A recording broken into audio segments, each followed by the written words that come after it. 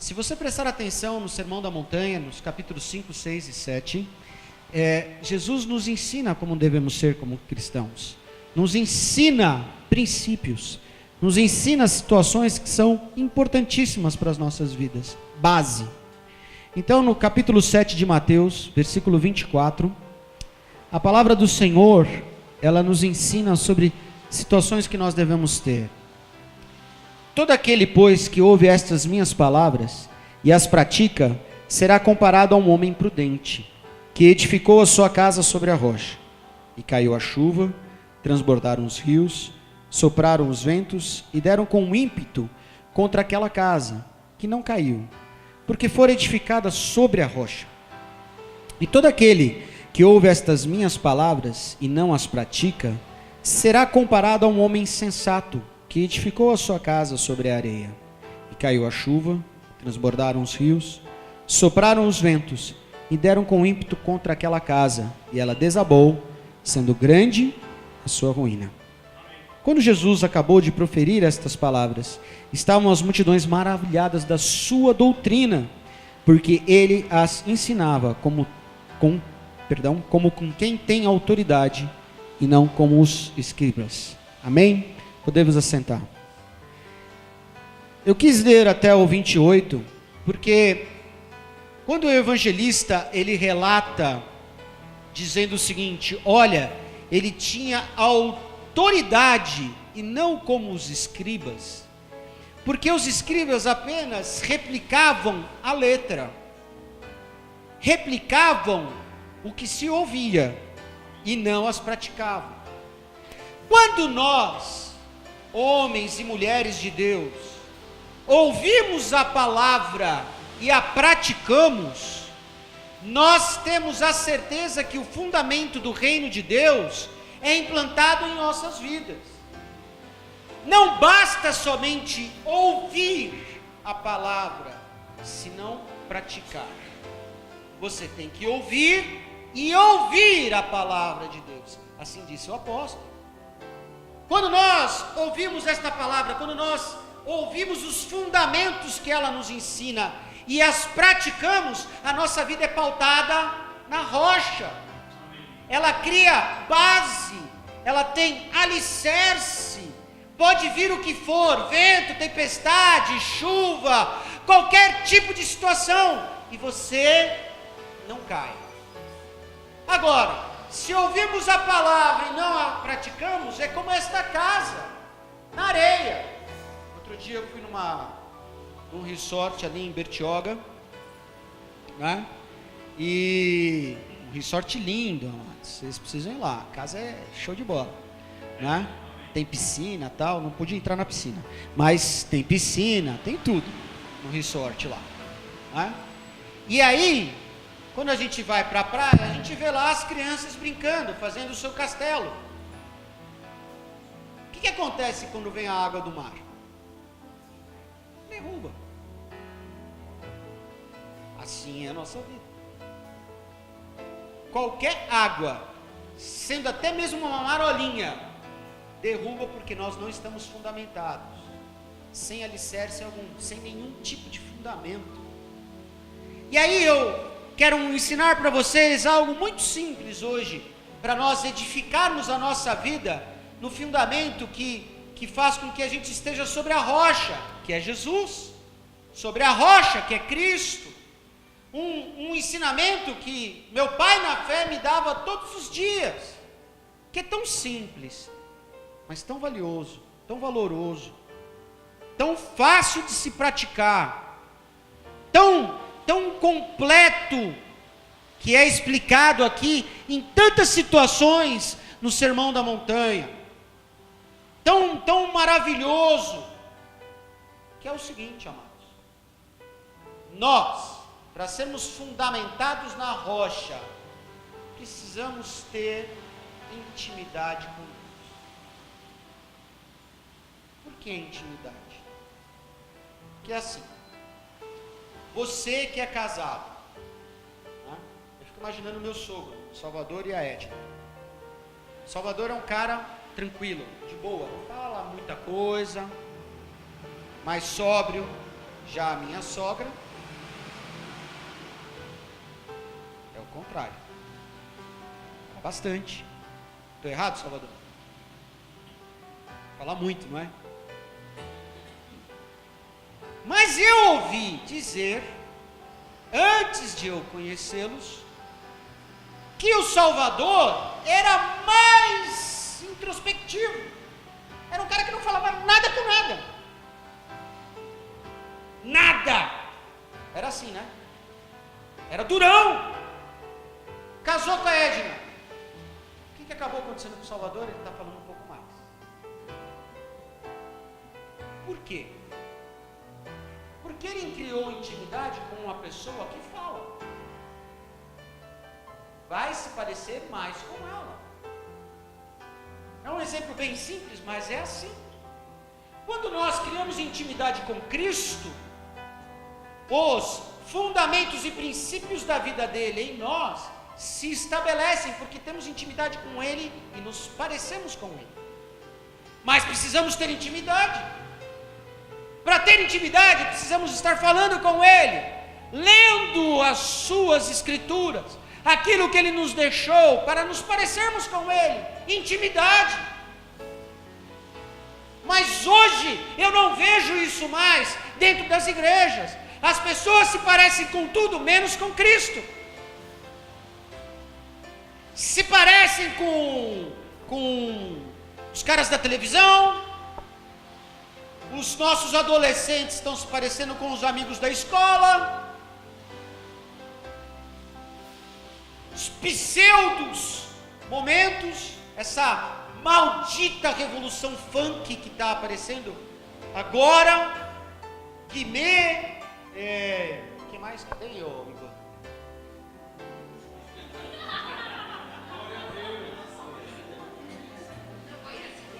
Ainda bem que você não conhece. Mas MC Guimê, MC não sei o quê, tem até MC menina agora. Como é que é? Obrigado, Salva. Outro dia eu cheguei para os moleques lá em casa e falei, vocês param com isso em nome de Jesus. Para! Tá tranquilo, tá favorável o quê? Para Cristo? Ou para o diabo? Salva sabe que eu sou meio chato, eu falo mesmo. Eu falei isso para eles, é pro diabo? Se está tranquilo, está favorável pro diabo, pega as coisinhas e vai pro diabo. Por quê? A intimidade com Cristo, para nós termos esse fundamento de estarmos na rocha, ela tem que ser o quê? Todos os dias, diariamente. Amados, por exemplo, eu não sou contra ouvir música secular. Não sou. Óbvio que não. É idiotice. Né? É falta de sabedoria de dizer que todas as músicas são do demônio. Mentira, amados.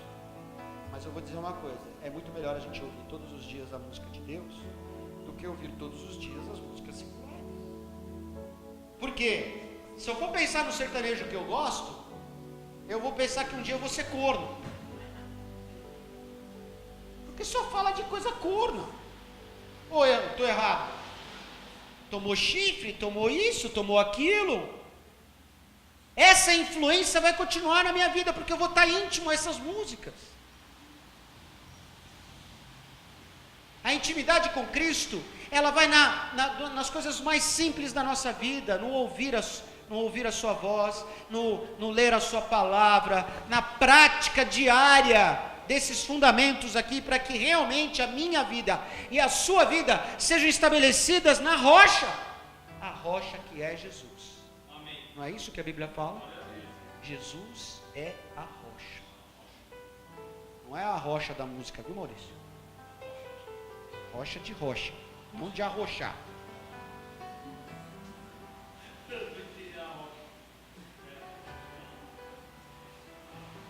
Foi risada, né, Igor?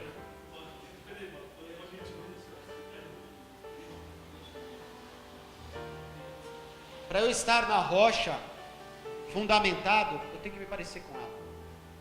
Eu tenho que ser duro que nem ela. Duro para as coisas que o mundo nos propõe.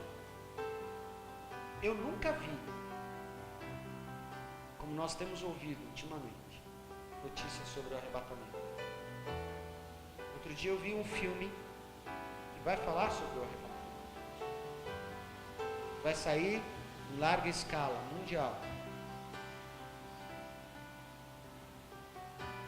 Eu tenho ouvido falar gradativamente mais sobre o arrebatamento há 2 anos.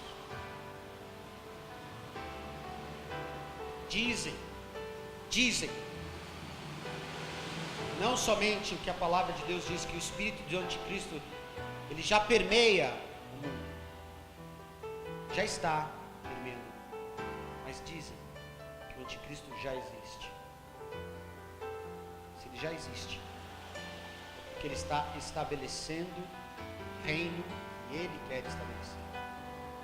Mas o reino de Deus, ele é estabelecido em mim, em você, através de fundamentos de intimidade com Cristo. Meu pai na fé sempre falava assim: busca Deus, o resto é resto. Mas não é bíblico? Busca Deus, o resto é resto. Eu não sei como é que vai ser amanhã, mas eu tenho que buscar Deus.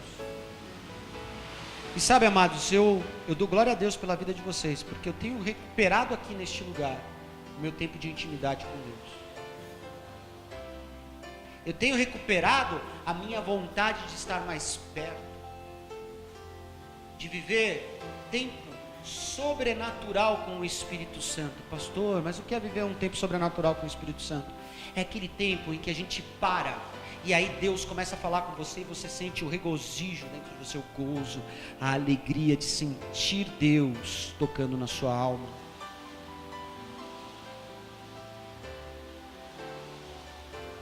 Mas o mundo quer que você seja pautado numa areia. Eu não quero mais ser pautado na areia, porque pautado na areia eu fico ansioso, não é? Eu fico angustiado, eu fico destruído. Eu conversava com os meninos lá atrás, eu dizia para eles: as pessoas precisam estar fundamentadas em Cristo. Porque se eu vier para a igreja e eu olhar para o Davi, talvez eu possa cair. O Davi não é igual a mim, nem eu sou igual ao Davi. O jeito do Davi é diferente do meu jeito. Mas eu não estou aqui por causa disso. Eu estou aqui por causa daquele que é meu autor e consumador da fé, da minha vida, e que me fez salvo através do sangue dele. Todo aquele, pois, que ouve estas minhas palavras e as pratica, será comparado a um homem prudente, que edificou a sua casa sobre a rocha. Quem tem intimidade com Deus, pratica a palavra, se torna uma pessoa prudente. O brasileiro por si só não é prudente. O brasileiro por si só é imprudente. O brasileiro por si só coloca a Dilma na presidência, o Lula. O brasileiro por si só não pensa nas coisas. O brasileiro por si só é corrupto, muito corrupto. Ontem eu estava numa reunião e foi muito interessante essa reunião. Estamos falando do SETA e estavam falando da corrupção. É um absurdo a corrupção. Aí o cara lá do SETA parou e falou assim: olha, você já parou para prestar atenção que a corrupção é apenas a mudança de posicionamento? É um upgrade. Aí eu continuei ouvindo. Mas que upgrade? Porque nós somos corruptos no começo, quando não pedimos nota fiscal. Somos corruptos quando um guarda nos para e a gente está com um problema de documentação no carro, e ele nos insinua, a gente cai. Mas isso para nós é normal. É o mesmo tipo de corrupção que aqueles que estão lá em cima e roubam bilhões. Só que eles só chegaram a roubar bilhões porque começaram lá embaixo, subornando um guarda, sonegando um imposto, e vendo que sobrava mais no bolso. Agora, e nós, como cristãos? Como é que nós devemos ser? Eu fiquei olhando, fiquei pensando, é verdade, né? Esses caras estão na pós-graduação da corrupção, no mestrado. Talvez a gente ainda esteja no jardim. Hoje é jardim? Muda, já mudou, né? É jardim ainda? Jardim, depois é pré. Primeiro ano. Jardim 2. Talvez a gente ainda esteja no jardim 2. Talvez a serpente ainda esteja nos oferecendo o fruto. Será que a gente vai cair com o fruto? Ou nós estamos fundamentados na rocha? Quando nós olharmos o fruto que está sendo nos oferecido, a gente repreende ele e fala: não quero mais viver isso. Não quero mais passar por isso. Lá em Campos, está tendo as reformas lá, e eu tenho acompanhado. Eu tenho a oportunidade, vocês sabem muito bem, o Paulo pode dizer, que numa obra eu poderia ganhar. Porque toda vez que eu vou falar com um fornecedor, o próprio fornecedor já me oferece.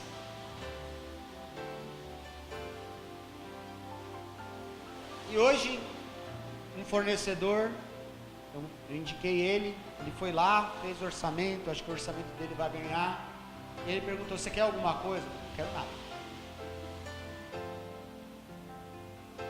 O que você pensou em me dar, dá de desconto. Não me dá nada. Por favor, não me dá nada. Não quero nem saber. Aliás, não sou nem eu que vou negociar com você. Como fui eu que te indiquei, ó, tá aqui a pessoa tal, já até falei com ela. Você vai falar com ela e ela vai negociar com você. Não quero. Porque começa assim. Aí acostuma. Como é que nós devemos nos fundamentar?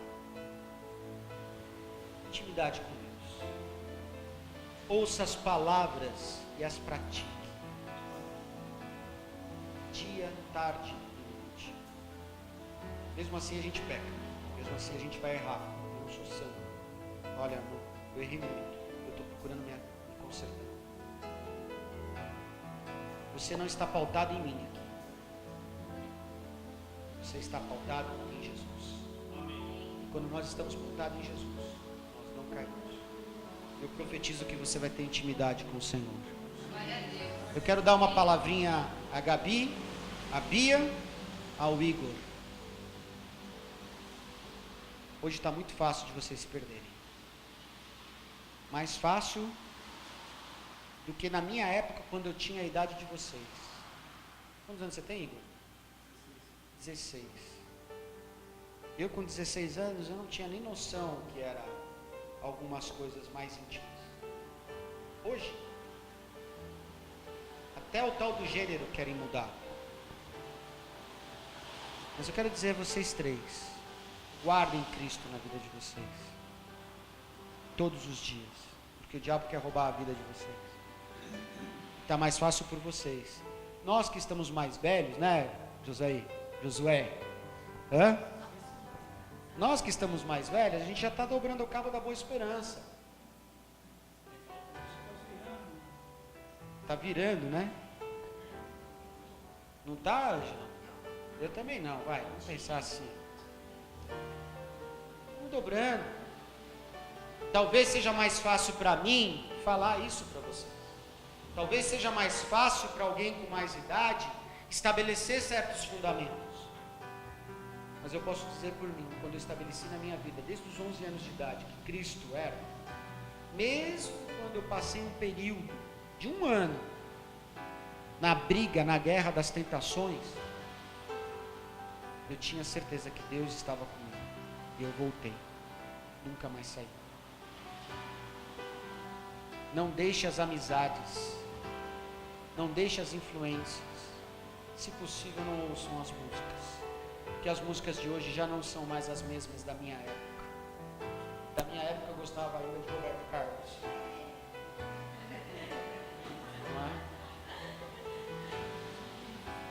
Da época, por exemplo, da Vilma era Valdir Soriano.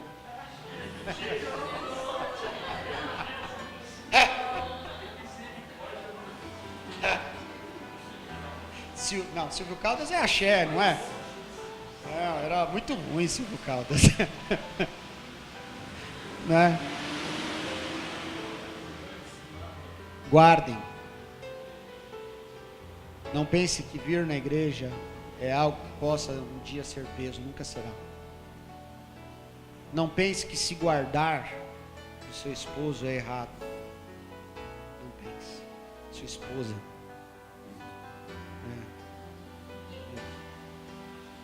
Não pense. Deus é bom. Amém? Guarde esse fundamento. E Deus será real e verdadeiro na nossa vida todos os dias. Amém? Vamos orar?